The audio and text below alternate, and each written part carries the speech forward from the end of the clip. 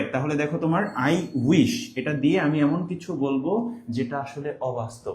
So আমার একটা গাড়ি নাই, আমি বলতে পারি যে I wish I had a car, এভাবে আমি বলতে পারি। অথবা ধরো আমি একজন প্রধানমন্ত্রী না, বাট আমি বলতে পারি যে I wish I were a prime minister, এভাবে কিন্তু বলতে পারি। সো অবাস্তবটাকে আমি বলবো এখানে I wish I dash how to drive a car, আমি বলতেছি যে আমি আমি আমি জাস্ট উইশ করতেছি যদি আমি কিভাবে গাড়ি চালাই এটা যদি জানতাম, এমনটা আমি বলতেছি। আসলে কি আমি জানি?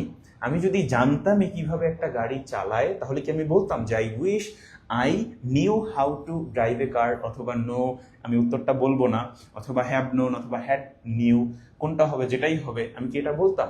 এটা কিন্তু বলতাম না। ওকে, আচ্ছা। সো এরপরে আমরা গত ক্লাসে করে দেখেছিলাম যে ভাইয়া এই উইশটা কিন্তু তিন ধরনের হয়। হ্যাঁ, উইশটাকে আমরা তিন ভাবে ব্যবহার করতে পারি। একটা হলো প্রেজেন্টের উইশ, আর একটা হলো পাস্টের উইশ, আর একটা হলো কি বলতো ফিউচারের উইশ। ওকে, অলরাইট। সো প্রেজেন্টের উইশ মানে বর্তমানে আমার কোনো একটা কিছু নাই, বাট আমি উইশ করতেছি, যে এই যে বললাম যে I I wish I were a king, এটা বর্তমানের উইশ। অতীতের উইশ হলো অতীতে কোনো কিছু একটা হয় নাই, বাট আমি চাচ্ছি যে যদি এমন হতো, I wish you had called me yesterday, এভাবে আমি বলতে পারি। ওকে, আবার দেখো তোমার ফিউচার উইশ হলো ভবিষ্যতে যেটা হবে, বাট আমি জানি আমি কি কাজটা করতে পারবো না। ফর এক্সাম্পল, এই তোমাদের মধ্যে একজনের হচ্ছে কোনো একটা অনুষ্ঠান আছে, আমাকে তুমি ইনভাইট করছো কল দিয়ে যে আপনি অবশ্যই আসবেন।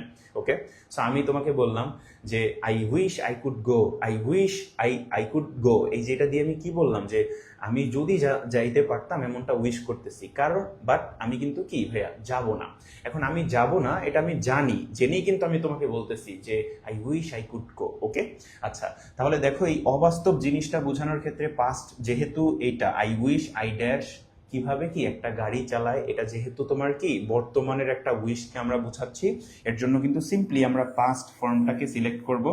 নো হবে না, বিকজ নোটা হলো বর্তমান, যেটা কোনোভাবেই হবে না, উইশের পরে পাস্ট আমাকে ব্যবহার করতে হবে।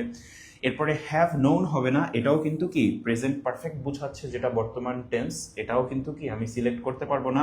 হ্যাড নিউ হতে পারতো যদি আমি অতীতের উইশ বুঝাতাম, বাট এই যে নিউটা আছে না, এই নিউ এর জায়গায় কিন্তু আমাকে নোন লিখতে হতো, রাইট? বিকজ আমি জানি ভাইয়া নো হলো আমার প্রেজেন্ট ফর্ম, এরপরে এর যে পাস্ট ফর্ম সেটা কি হয়ে যায় বলো তো ভাইয়া? নিউ হয়ে যায়। আর যখন পাস্ট পার্টিসিপল ফর্মটা আমরা লিখি তখন কি লিখি বলতো? নোন।